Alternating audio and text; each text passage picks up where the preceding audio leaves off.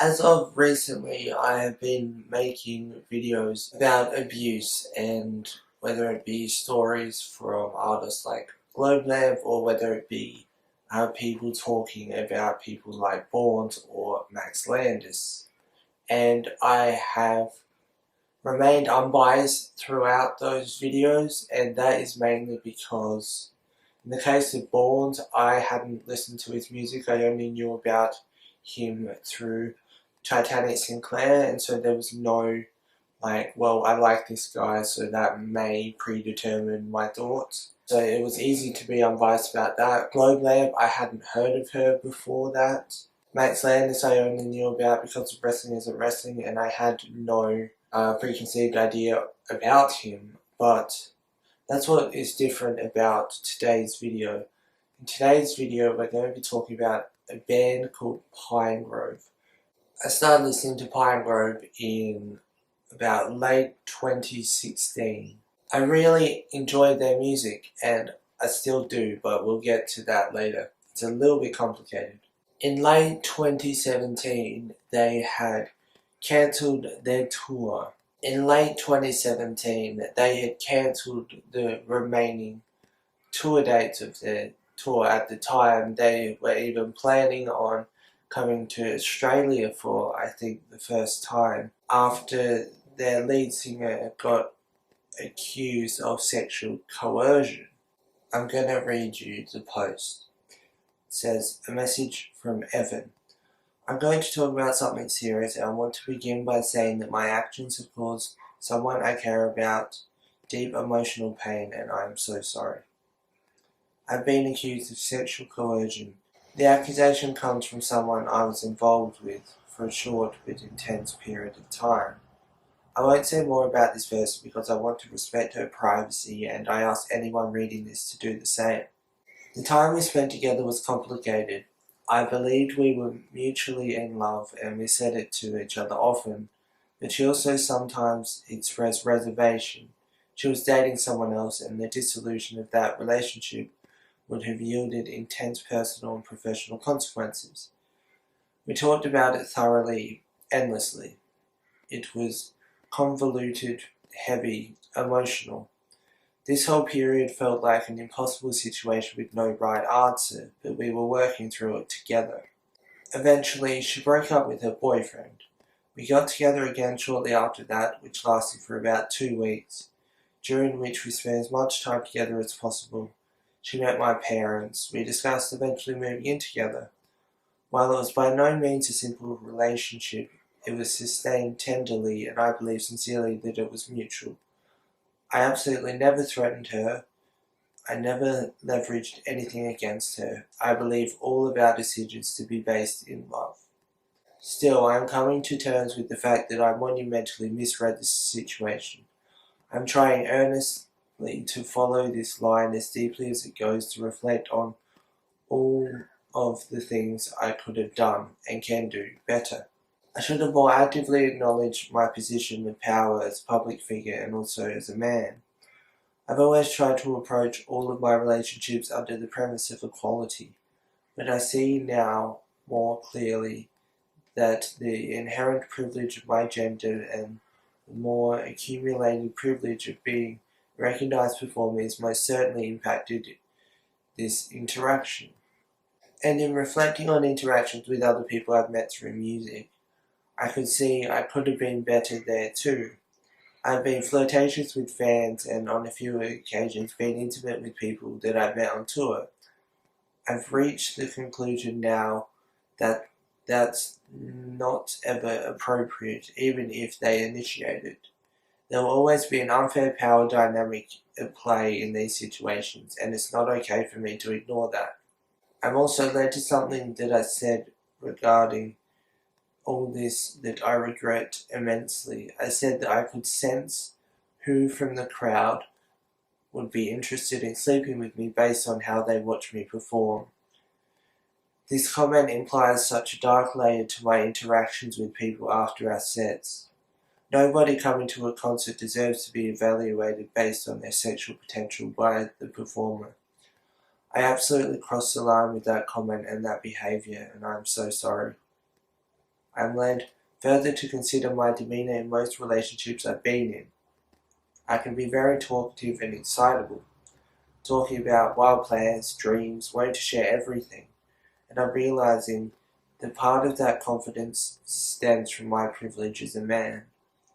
I also realise that sort of approach doesn't leave room or leave time for my partner to reflect and come confidently to her feelings.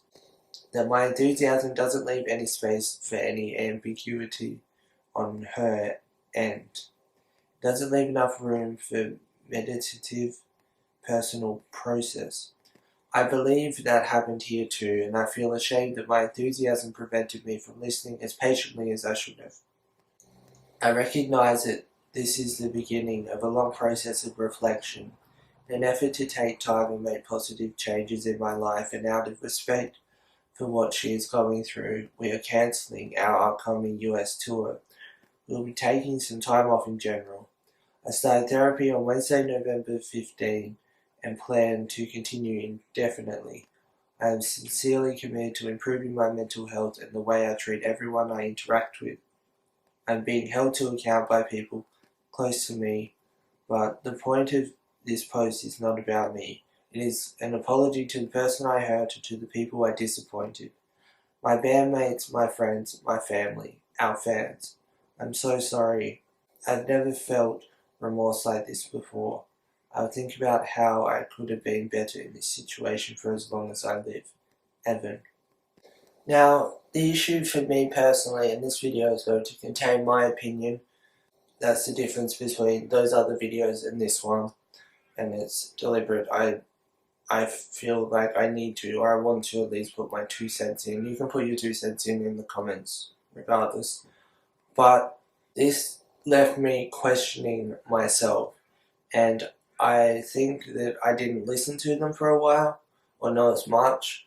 I now listen to them more than I used to, but there was a long time, and by a long time I mean like maybe a year or so, where, and I still to this day am conflicted listening to them, because by listening to them, am I then endorsing his behaviour, which I'm so obviously against? Like, I'm against sexual coercion, but he implies that he wasn't aware that he was doing it, so then does that make it okay? But then it doesn't, because it happened anyway, and then it's just a mess. And so, me as a listener, what do I do? And I know that this isn't about me, it's about him and it's about her. And so, I guess this brings us to the next point, which is that we'll skip past the fact that it is potentially just them trying to bring down the band. But anyway, Pitchfork released an article called Reckoning with Pinegrove.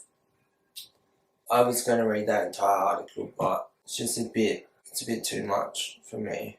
Which videos like this often are a bit emotionally too much for me. During the Bourne's video, I know it was on camera, but I broke down while I was reading statements. But essentially, what happened was that Evan has been going to therapy, or had been, I'm not sure if he currently is. They were given permission to release their new album, which was initially going to come out in late 2017 or early 2018, before the allegations came out. In fact, there was at least one song released at that time, and so the album came out and I listened to it, but because of what happened, it doesn't feel the same, and it's just a bit of a sour taste in a way. But I still kind of, I suppose, fight with myself as whether or not like I'm supporting them by listening to them or not. Like, there's lyrics in the songs that I resonate with, and they've helped me through stuff, and it's very conflicting. Like, I don't want to think of myself as supporting that or those actions. I guess I'm kind of known for being able to separate the art from the artist, but I kind of can't.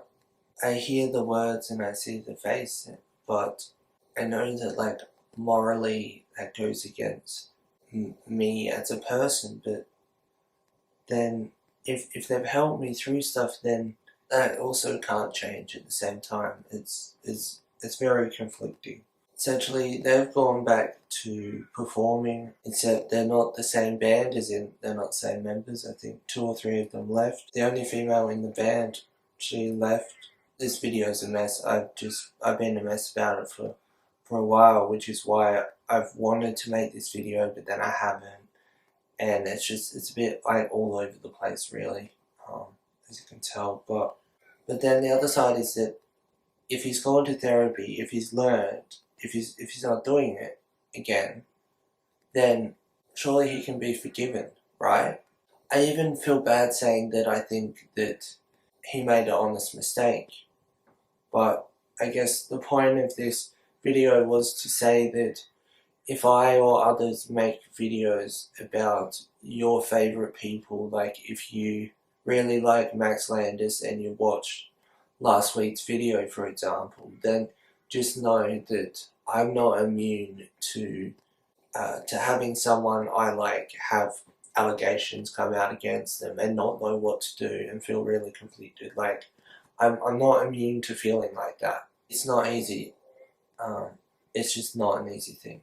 Just know, as I said, that the main reason why I can stay unbiased is because usually I haven't heard of the people or I don't know of them. So I'm coming in with an unbiased perspective regardless, you know. But in this case, I really just needed to put my 2 cents in, and I just kind of needed to put this out there. I suppose I wanted you to know that I go through this too. That I'm not just like, oh yeah, I can separate the art from the artist. And also, their money for like their stuff, if you go on Bandcamp, it's like pay your own price, and I think a percentage of profits or all the profits go to like charities now, and I think they did when I originally went and got them too, but I put $0 in and didn't pay for them. So then again, am I also not supporting them, but also supporting them by listening to them? Like, it's really kind of complicated, but you know, yeah. As I said, just know that I'm not immune to feeling conflicted over musicians and artists and stuff that I enjoy. And maybe I'll never know how I'm meant to feel about it. Music will always speak words to me. But in this case, I don't think that I can separate them. So I know how you feel. Just know that.